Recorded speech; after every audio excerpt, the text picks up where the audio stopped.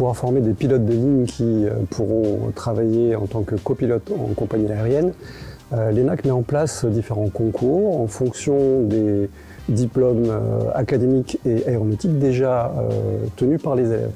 On parle ici de concours pour les élèves pilotes, donc EPLS, EPLU ou EPLP. Quel que soit le recrutement et le départ de la formation, tous les élèves pilotes recevront la même formation et auront au final les mêmes licences et le même niveau de qualification.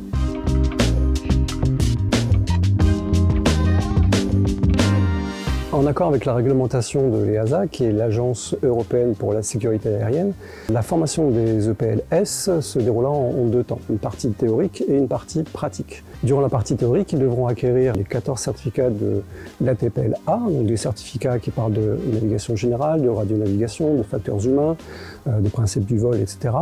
Et ils devront ensuite partir en centre en vol pour faire la partie pratique. Durant cette partie pratique, ils devront acquérir entre autres une licence de pilote professionnel, le CPL, qui sera assortie d'une qualification de vol aux instruments, autant en monomoteur qu'en multimoteur.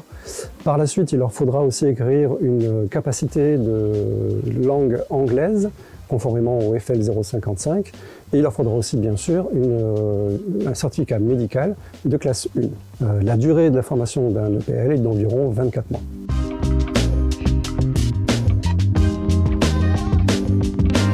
Donc à l'issue de leur formation, les pilotes pourront travailler en tant que copilote en compagnie aérienne.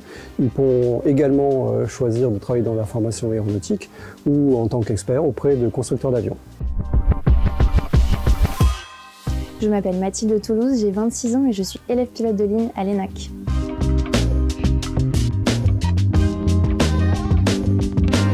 Avant mon entrée à l'ENAC, j'ai eu un parcours un peu spécial. J'ai fait une école de commerce pendant 5 ans avec un master management de l'aviation, ce qui m'a permis, en plus de la TPL théorique, de postuler à l'ENAC et de rentrer dès la première année ici.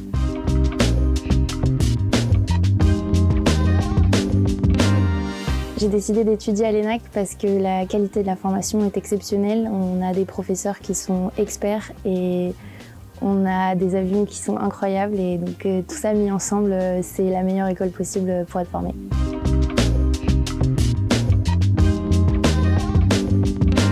À la fin de la formation, j'espère pouvoir rentrer dans une compagnie aérienne, plutôt dans une major en Europe, pour faire du transport de passagers.